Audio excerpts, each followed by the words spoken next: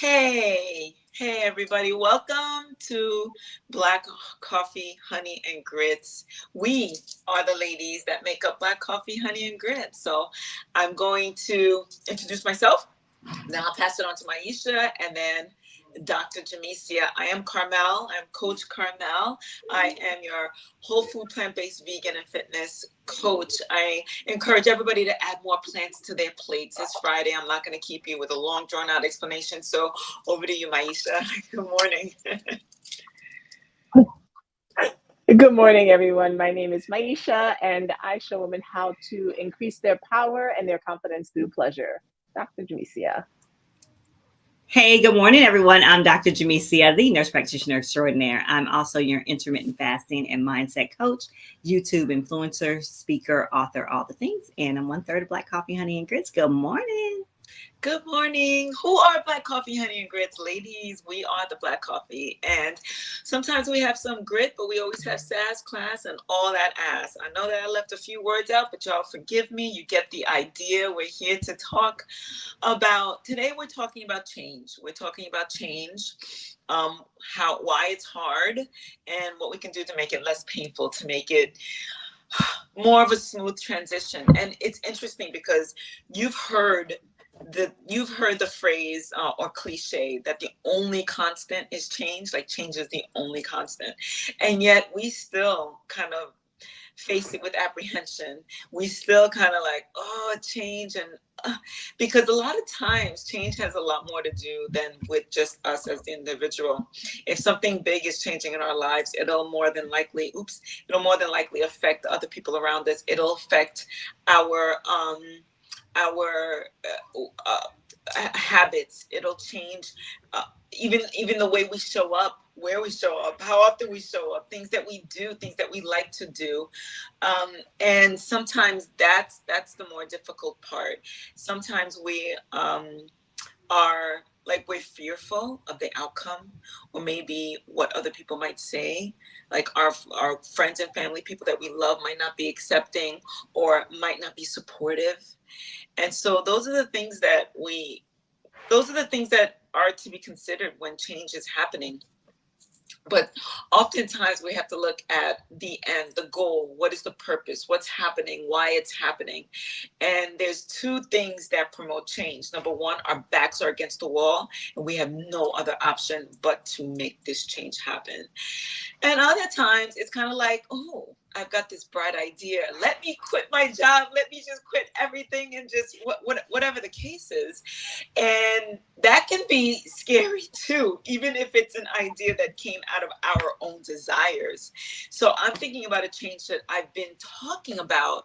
If any of you have been following Black Coffee, Honey, and Grits from the beginning, you know that I've been talking about closing my brick and mortar office and going virtual with my business, and also really establishing myself as a health and fitness coach, health and fitness expert.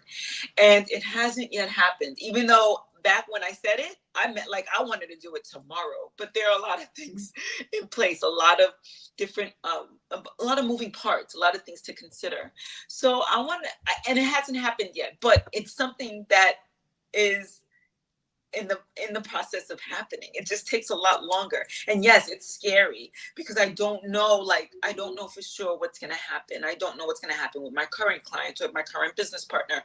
I don't know what's going to happen with my new business. I don't know what's going to happen. Do I move into my living room and work from there? Like I don't know. A lot of the things aren't in place, and it's for me to explore and really like figure things out. So ladies, I want to hear from you. What maybe recent changes or changes in the past that was super scary to approach, or maybe you approached it with grace being the word for, ooh, I hear some banging.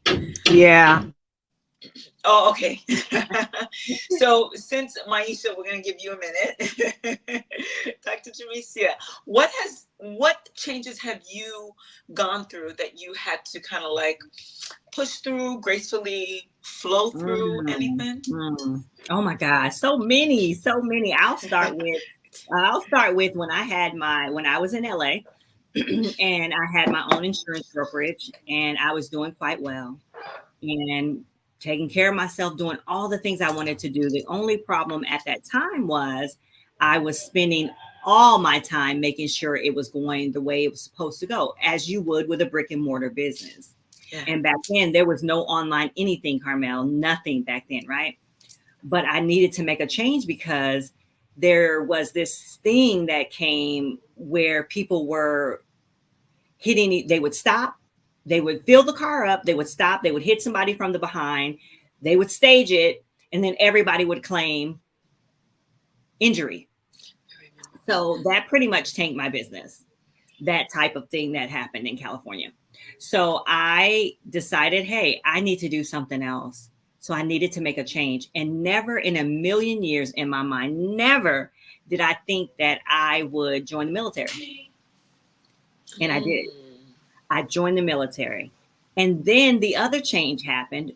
First of all, the military was great. I loved it. I didn't have to think about anything. I didn't have to take care of myself at all. They took care of me.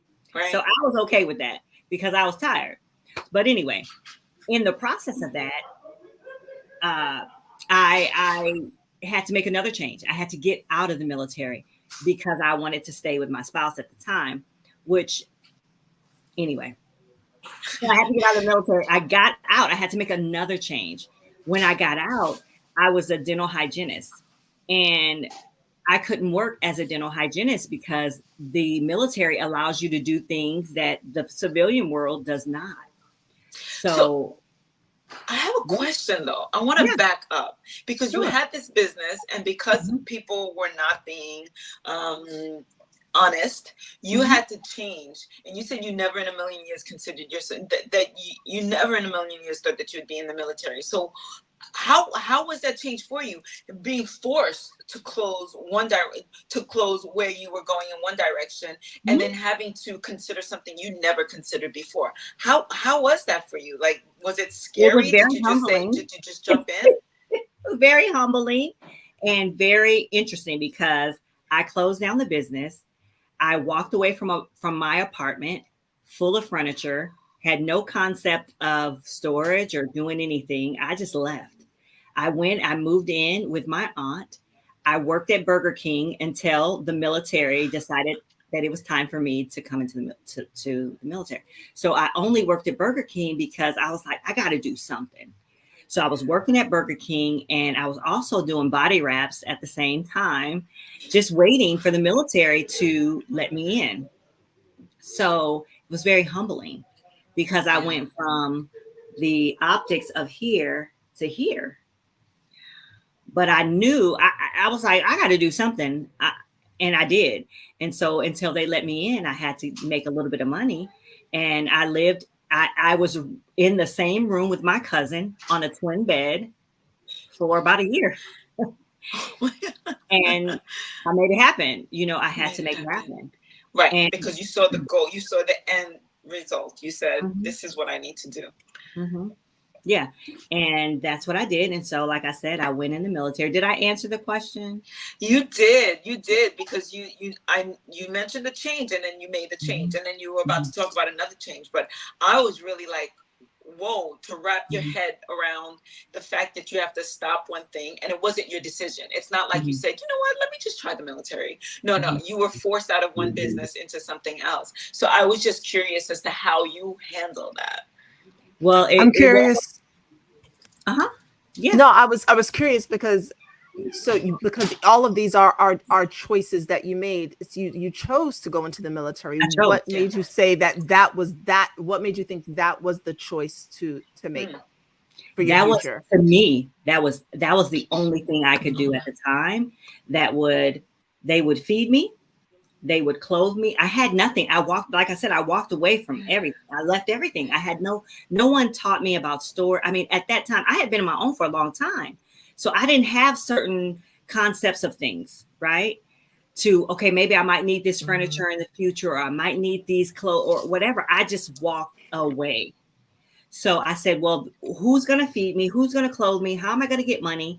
I said, well, the military will feed me 3 square meals. They'll give me a uniform. I don't need clothes. And I'll get money and a new skill. How great is that? Ooh, that perspective. And the fact that you said, listen, where am I going to get these resources? You used your resources to kind of think, this is what I need. Who's going to give it to me? Who's going to give it to me? I love it. I But actually love it. But when I went, like I said, I went from here making thousands of dollars a week. I was so young, y'all. I was making good money. I was doing all kind of stuff. I mean, I was just doing it. And then to go here, it was like I said, it was humbling, but I knew I will save every single penny. I'll do my own hair. I won't go out. And that's what I did. I went in the military. They gave me pennies. But they fed you, they clothed you, and they gave you some place to sleep, and you learned a new skill. And I was safe. And you were safe. Yeah. Yeah. I love it. I love it. Maisha, what changes did you go through that were divorce? Yeah. Divorce. I mean, I could name so many changes that I've gone through, but divorce was probably still to this day one of the most jarring experiences, and not just the divorce, but everything that surrounded it. Packing up children, moving them, doing it as abruptly as I did it, bringing them to a whole new environment that they did not know, that I no longer knew. I mean, living in New York City, you know, as a child is one thing. Coming back and trying to navigate it and navigate the school systems and all of that is something totally different. So that was a decision that I made. That was a change that I made. That took me years. It took me years. It took me a decade or more to finally come to that decision. And even after I made it, I still wasn't certain that it was the right decision. And I still debated going back and forth. So my divorce wasn't even finalized until 3 years after I left. So on paper, I was married for like 17 years. But the divorce was the most jarring change I think out of all of the changes I've made in my life. That one is the one that has had the most effect on me, my children, everyone around me. And I'm sure that the things that happened during that time were immediate, right? You don't have time to sit on and ponder so much, especially with so many people counting on your next decision. Oh yeah, absolutely. Yeah, there was I knew nothing. I knew nothing coming back to New York. I had to rely on other people to tell me, you know, things and places. I mean, and looking back, being here, there's so many different decisions that I would have made, but I didn't know the schools. I didn't know how to navigate this, that, or the other. I was not present. I was completely dissociated from my own life. But there's so many things looking back I would have done differently. Even how my leaving was, I would have tried something different with the leaving. I don't know if it would have worked, but that was the change that was not easy at all, and that I still struggle with pieces of that in terms of guilt and regret with that one. Oh, wow. Yeah. Change, again, it's the only constant. It's the only thing that we can count on that's going to happen. And again, sometimes our backs are against the wall, and sometimes we just make the decision that's going to be it. And some of us have the luxury of sitting on it and just kind of like, yeah, it's going to happen one day, just like I said with what I'm doing here. So a few ways to make it easier, change based on so Maisha, even based on what you went through and the things that you would have done different if you had known more, how, to other people, folks watching, how can we make change, no matter how jarring it is, a little bit less painful?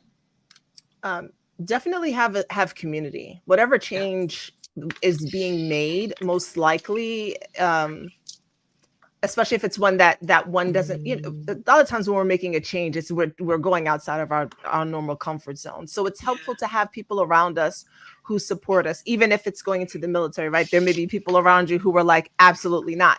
It's helpful to have people who are going to support whatever those decisions are that we're going to make, because there may be moments when we're like, I don't know if I even if this change is good for me, it's this too hard. I don't want to do it. And so I'd say the number one thing, really having people around you who can continue to support you, even in the moments when you don't want to make the change is huge.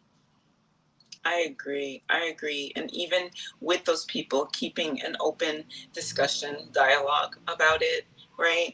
And I also feel like mindset shifts, beliefs have to happen around it about ourselves as well as our community and the people that are involved in this whole change. Because again, these changes often, like especially in your case, Maisha, they affect other people. Even in your case, Dr. Jamesia, where you had to go live with your aunt and you shared a bed with your cousin. So, and I also think like alignment, no matter how resistant we are, and this is the part that really takes prayer, meditation, and belief, and knowing that something better is going to come out of this. This is where we kind of make that decision, whether we were forced to make it or not, and energetically align with it. Just kind of like just understand and know I'm gonna be okay. And we're gonna end up in a good place. And again, even looking at it, just like what you were saying, Dr. Jamesia, looking at it as like a process of growth. Like I'm getting a skill out of this, right? I'm going to be getting something out of this that will be beneficial to me in the future. So, what would you say, Dr. Jamesia? Yeah.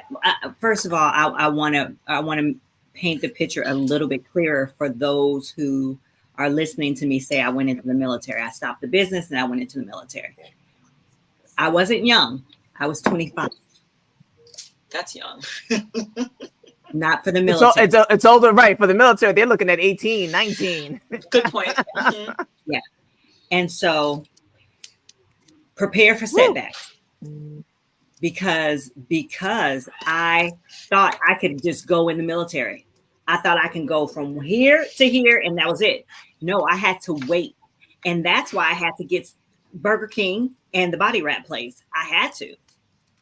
So if I would have saved some of that money, I was making money and spending money, I was living life. So I didn't think, I had no concept of this may stop. I had no emergency fund. I had nothing. I was just like maybe in Maisha's case, in the case of a divorce, if you're not prepared for a setback, because I might get married tomorrow and he might decide the next day, I'm going off to the next thing and I've combined all my money. I've done all these things and then I'm out there. So I just say prepare for whatever setbacks. And setbacks could be a setup for a comeback. So yeah. So I'm curious what the body wraps. I'm so curious about the body wraps. My God, I remember those. Man, I made so much money. I made so much money doing little stuff like that.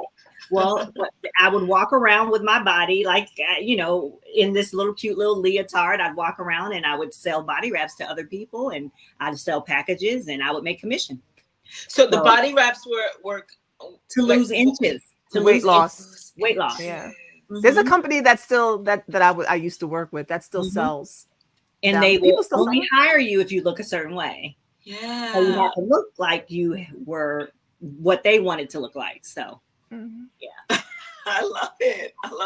Now, so did the body wraps actually does that actually work? Yeah, it worked. It worked. Okay. Now you have to do it again. It would work for so many weeks, like maybe 4 weeks, maybe. So people would get on a little membership plan.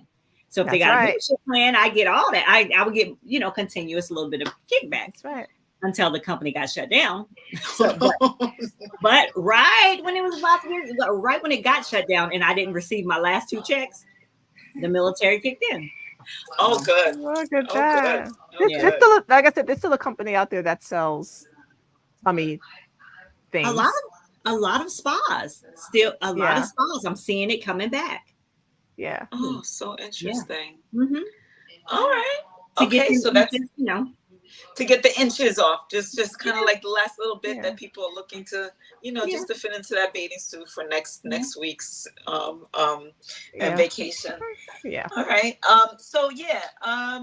basically, I know that we're running out of time and we're going to be stopping this a little bit, but yeah, I was thinking about change, and I was just like, that's something that I think everybody is always kind of like navigating through, no matter how small that change is. And even what might be small to me might be huge to somebody else and rock their world.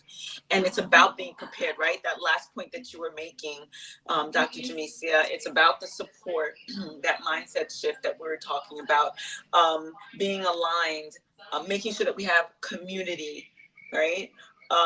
And the setbacks that you were talking about, because in the midst of that, there could be more changes, right? And could send you on a roller coaster. And if you don't have that support and you don't have that community, you don't have people to fall back on, you could very well be homeless. And it could be that drastic when it comes to these changes. And I feel like a healthy way to look at it is to keep in mind that everybody's going through their changes. Everybody is. And for us not to kind of like, not to like withdraw ourselves from society and from our community, but actually talk about it. And I know that I grew up in a family when things were changing, like we were not supposed to tell our business to other people. And my parents lost their house. My father finished paying off the mortgage. The house was ours. And something happened with the tenant. We were sued, and the whole conversation in the house was, don't let anybody know this is happening. I was already working for an architect at the time. Had I talked about it, people would have offered suggestions. I would have still had this house. This house would have been for me and my brother and my sister. And it's a gorgeous house. I won't go into it. That was one of the hardest changes that we had to overcome ever. And my father left. My father was like, peace, I'm going to Haiti. and he just worked his whole life paying for this house just to see it just taken from him, right? So changes like that could really affect somebody's psyche, their whole lives change, and maybe even never really fully recover from it. Okay, so what's this? I can't read it. Hello, beautiful Black women. Hello. So I don't know if you ladies have any last words of wisdom for us as we kind of close out this Friday's discussion. I do. I just want to say, change sometimes can be a little bit painful. It could be a little bit scary, but it's really something that should happen. And even like when we talked about aging, that's a way of changing also, and sometimes you just need a new environment. Sometimes you need just something like move. Like if you're in your area and you grew up there or whatever, and you just don't feel like you're growing, it's okay to move. Try something different. I mean, I mean, you could end up homeless. I've ended up homeless. I've been homeless.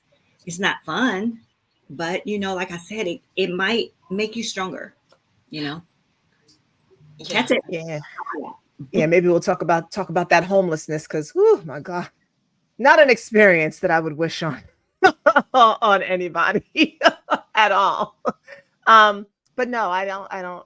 Everything that has been said, I think we could probably have this discussion again in a lot of different ways, because I believe that the fear of change is what keeps people stagnant when it comes to health, money, relationships, everything. It's the fear of the unknown, of what's different. And if we stay with what we always know, we miss out on the life that we could really be enjoying. So I think there's a lot more we could have to this discussion. I agree, because I definitely wanted to bring up the health piece. And I've met people that did not let that type of fear stop them, and they've lived amazing, exciting lives, right? Because I feel like that fear will always be there, but it's, what are you going to do with that fear? Are you going to use it to kind of like move you forward, or are you going to let it like immobilize you? And so we could definitely touch on this topic. And the piece about homelessness, I've met a lot more people than I would ever anticipate that had been sorry about that. That phone call was coming in. That has been homeless at some stage in their lives. It's really incredible. So we can definitely touch on this again. But as for now, thank you, ladies, for this discussion. And I think that's about it. We'll be around. Parting words. We'll be around Monday evening at 5:30. 6:30. 6:30. 6:30. 6:30. 6:30 p.m. Eastern 5:30 Standard Central. Time. 5:30 Central. Yes. Oops, sorry about that.